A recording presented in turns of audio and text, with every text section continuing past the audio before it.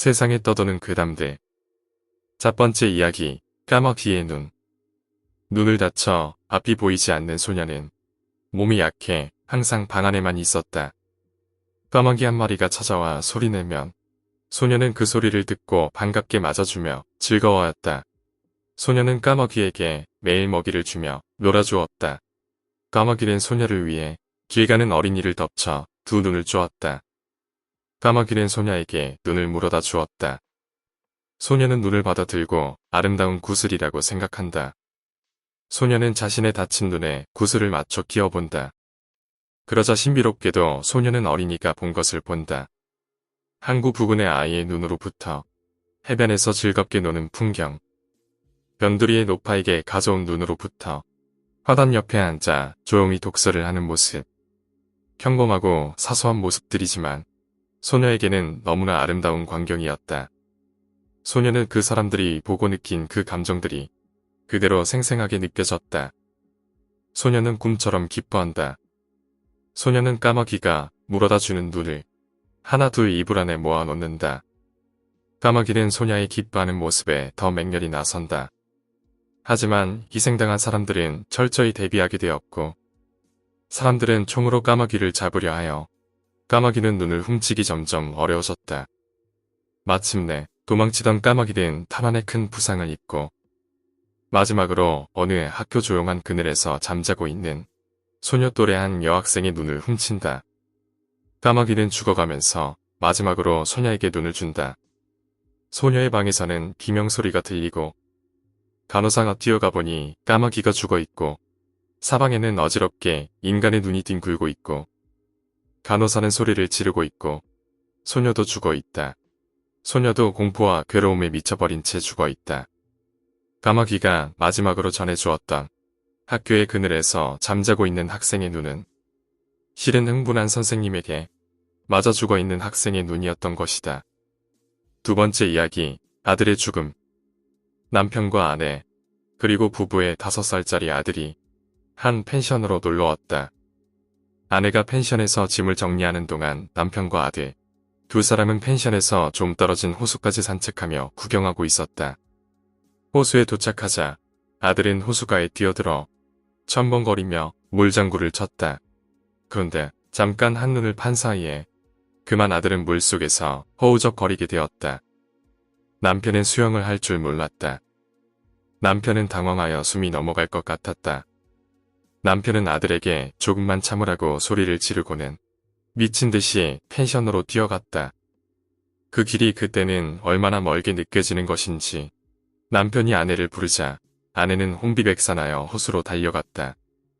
아내는 발에서 피가 나고 신발이 벗겨지도록 달리느라 심장이 터질 것처럼 뛰는 것도 모른 채 호수를 향해 뛰었다. 아내는 곧바로 물속에 뛰어들었다.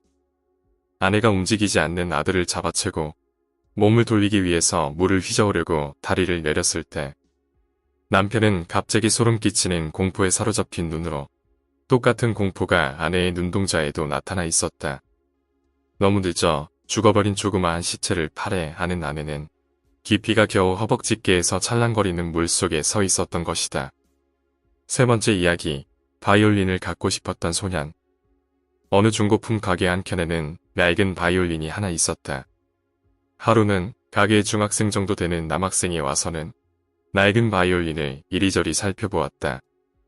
바이올린은 싸구려처럼 보였고 볼품없어 보이기는 했으나 소리가 썩 좋았다. 학생은 주인에게 이 바이올린은 얼마입니까? 라고 물어보았다. 주인이 가격을 말했다.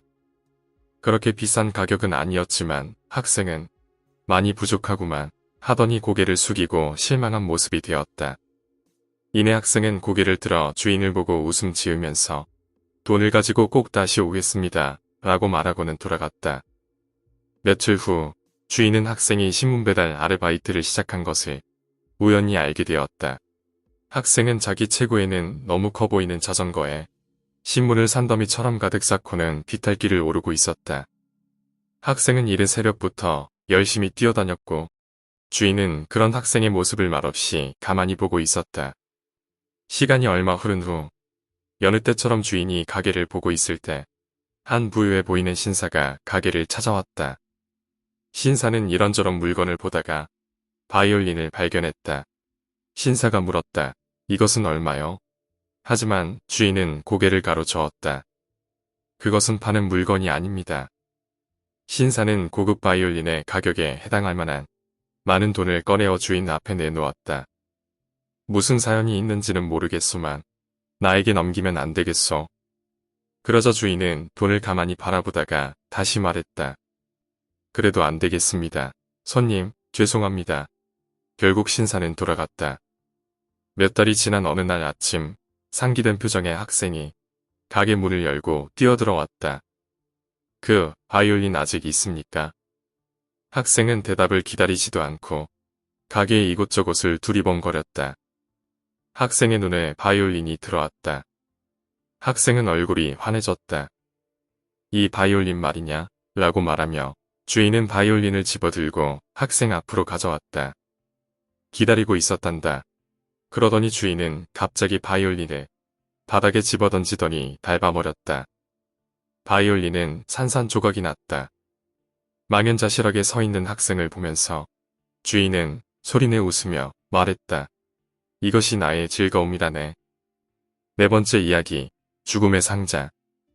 고달프고 가난한 삶을 짜증과 고민 속에서 살아오던 부부가 있었다. 그 부부의 누추한 집에 어느 날 검은 옷을 입은 신사가 나타나 문을 두드렸다. 신사는 단추가 달린 조그마한 상자와 현금 3억 원이 든 가방을 내밀었다. 이 상자의 단추를 누르시면 이 돈은 모두 당신 것입니다. 하지만 당신이 평생 한 번도 본 적도 없고 별 상관도 없는 한 사람이 죽어버립니다. 내일 상자를 다시 찾으러 오겠습니다. 신사는 그리고 다른 어떤 말도 남기지 않고 사라져버렸다. 부부는 고약한 장난이라고 생각했지만 결코 신사의 태도가 장난으로 보이지는 않았다. 눈이 휘둥그레질 정도로 많은 돈다발은 모두 진짜였고 신사의 목소리도 시종일관 진지했다. 부부는 고민하기 시작했다. 처음에는 그냥 이상한 심리 테스트나 설문조사 같은 것이겠거니 싶었다. 어쨌거나 돈을 준다니 마음이 흔들리기 시작했다. 그렇다면 사람의 목숨은? 하지만 자신과 상관없는 사람들은 지금 이 순간에도 항상 질병이나 전쟁으로 죽어가고 있기 마련이다. 그런 항상 일어나는 죽음들을 생각해보면 별로 문제가 없는 듯 하기도 하다. 하지만 그래도 되는가? 고민은 끝이 없었다. 밤새 부부는 고민했다. 무려 3억 원이었다. 어쨌거나 죽음과 연결된다는 것은 찝찝하지 않은가? 새벽녘이 되어서야 에라 모르겠다라는 심정으로 아내가 단추를 눌렀다. 다음날 어제 왔던 신사가 다시 찾아왔다. 신사는 단추가 달린 상자를 되가져갔다. 단추를 누르셨군요. 돈은 모두 당신의 것입니다. 문을 닫고 떠나가는 신사에게 대체 이게 무슨 짓인지 궁금해 견딜 수 없는 아내가 물었다. 잠깐만요. 어디로 가시는 거예요? 신사는 아내의 눈동자를 똑바로 쳐다보면서 말했다. 단추 상자를 전해줄 다음 차례로 가는 길입니다. 즉, 당신을 평생 한 번도 본 적도 없고 당신과 별 상관도 없는 다른 어떤 사람에게 가고 있습니다. 신사는 기분 나쁘게 웃으며 덧붙였다. 기대하십시오. 오늘 이야기는 여기까지입니다. 오늘 이야기가 재미있으셨다면 구독과 좋아요, 댓글 부탁드립니다. 댓글은 저에게 큰 힘이 됩니다. 감사합니다.